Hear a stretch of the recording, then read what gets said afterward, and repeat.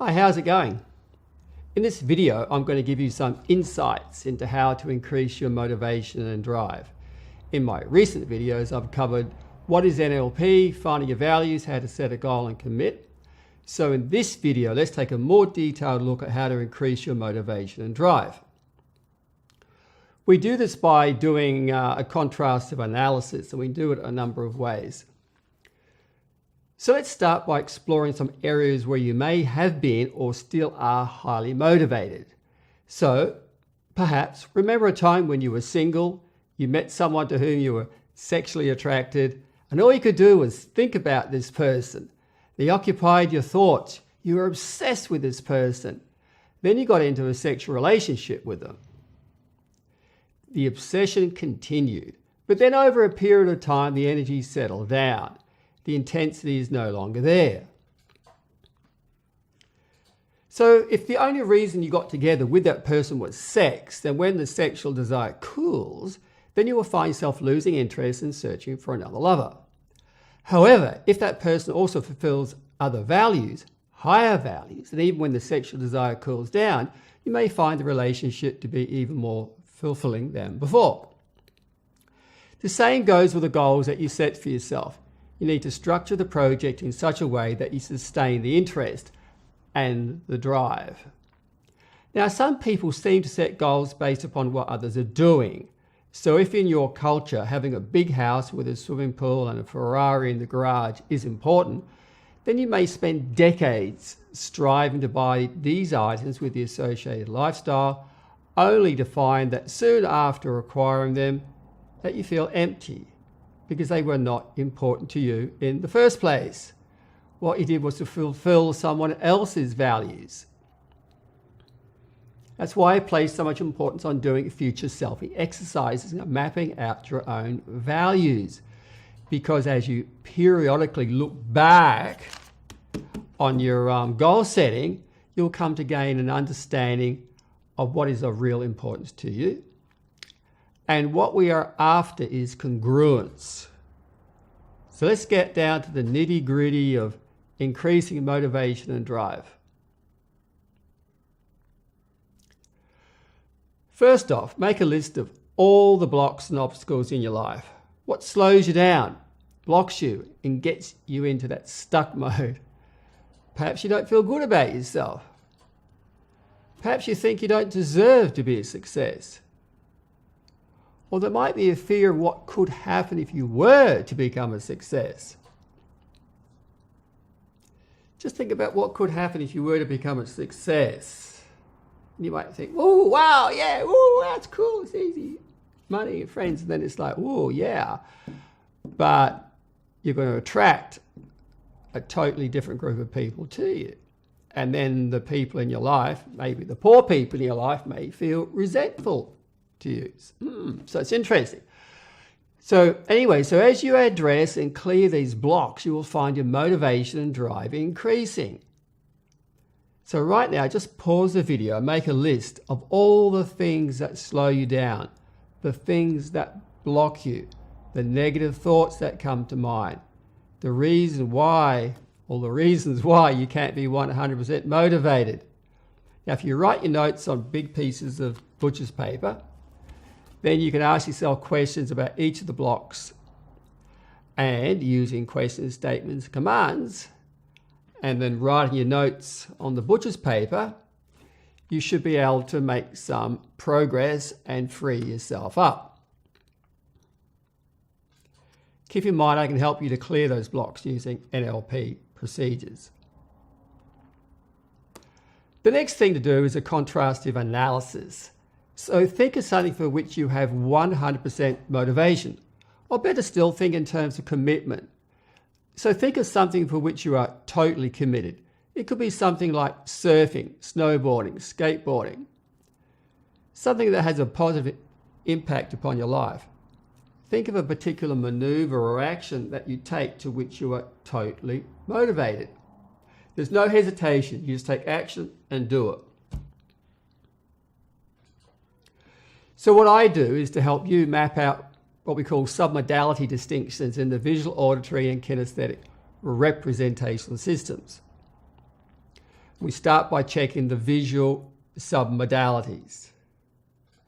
So perhaps you've got an image in your mind right in front of your face. You know, that's big, bright, colourful and moving. This is for the thing that you're motivated towards. On the other hand, when you think of the activity that you lack motivation for, the image may be off to one side or lower. It might be a still image, unclear and further away. So there's a difference in how your mind represents or encodes the two things. One you're totally motivated towards, and the other one is just like, well, not really sure. It's the way your mind has encoded the things.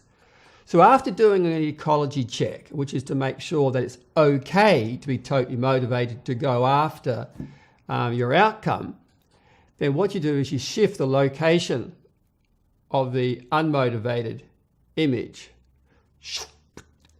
into the location of the motivated image. You also have to shift the auditory into the same location and volume, tonality and tempo of the totally motivated thing. Do you get this? So what you're doing is like you have a way of thinking about something for which you're totally committed, totally motivated, but then you have a way of thinking about something for which it's like, well, maybe not, all right? It's the way that you think about it. So that if you want to have the same motivation for this, you've got to shift, you've got to think about it in the same way. And so with NLP, we break that down into what we call submodality distinctions, visual, auditory, and kinesthetic. Now, it takes a lot of practice to do this correctly, which is where I can help you. Then we get to the two-part reframe. So to build in even more congruence, we do what's called a two-part reframe. So let me explain. Have you ever been in two minds about something? It's like you want to do something, but you also don't want to do it. It's like you want to eat chocolate, but you also want to take care of your health. You get it? It's where the smoker smokes, cigarettes, marijuana, or drugs or something or other, but on the other hand, he doesn't want to. So the two minds dilemma is often expressed as an adult conscious part of yourself versus an unconscious part or feeling that seems to act out of conscious awareness. It's like you know you want to do something, but there's a feeling which prevents you or makes you do something else.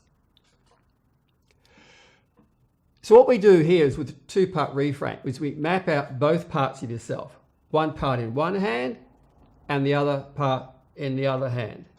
Then we gather information about each part in terms of visual, auditory and kinesthetic representational systems. So you ask yourself, what do you see when you look at the part in the left hand? What images come to mind? And then you write that down. You take a big piece of paper, you name that part, and then you start writing it down. And then you ask, what are the words or thoughts that come to mind? Write that down. Then you ask, what does this part feel like? Write it down. Then ask, what is this part trying to achieve? Or what is important to this part? Or why do that? All right? So what you want to do is you want to get a hierarchy of values by asking questions. So then you say, okay, so once you get this value, then what do you get to have and to experience? Or what is important to you about this part? Or what does this part mean to you? And you're running what I call a core outcome chain to get the driver values. Once you've got the highest value, you then come across and you do exactly the same for the other part. And so when I'm working with a client, I actually draw a line down the center of the page, name each part. I've got the person, client in front of me, left hand, right hand, and I just write it down. It's easy to do a comparison. Now, when you map out both parts, both sides of yourself, you can do this. You can do it on paper. Just got to ask questions. Write down the answers. And what you should discover is that both parts want the same highest value for you. It's really interesting. And then you get each part to acknowledge the positive intention of the other part. So there's you back here who is the observer. You're the observer, and you have awareness that there's this part of you and this part of you. So you've got meta awareness, but then also you've got to come around, sort of step into the shoes of this part, look across to the other part, and to see that the other part actually has a positive intention for you. It's taking care of you in some way. And then you've got to come back into this side of yourself, look back at the other part. So this part of yourself gets to acknowledge that there's a positive intention for the other behavior or whatever it actually is. And then you come back to here, to meta position, where you're looking at both, and then you invite each part to team up with the other part. And one at a time, and in doing so, to pool their resources. Now, if the parts agree to work with each other, you should find that the hands just naturally come together. And you get like a unification. And a new super part, which is totally integrated within the body.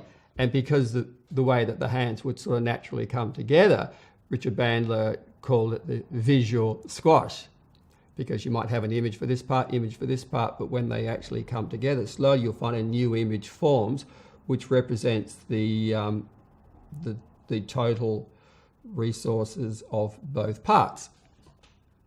So now you get greater congruence, and with that you will get greater motivation and drive.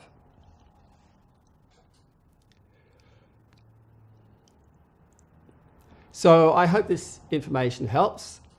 I know it's a bit technical, and I've only given you I actually give you a bit more than an outline. But the actual NLP procedures to increase motivation and drive does require a lot of knowledge and skills. So do the best that you can. And when you're ready, send me an email and set up a time to chat on Skype. All the best to you, and I look forward to seeing you in the next video.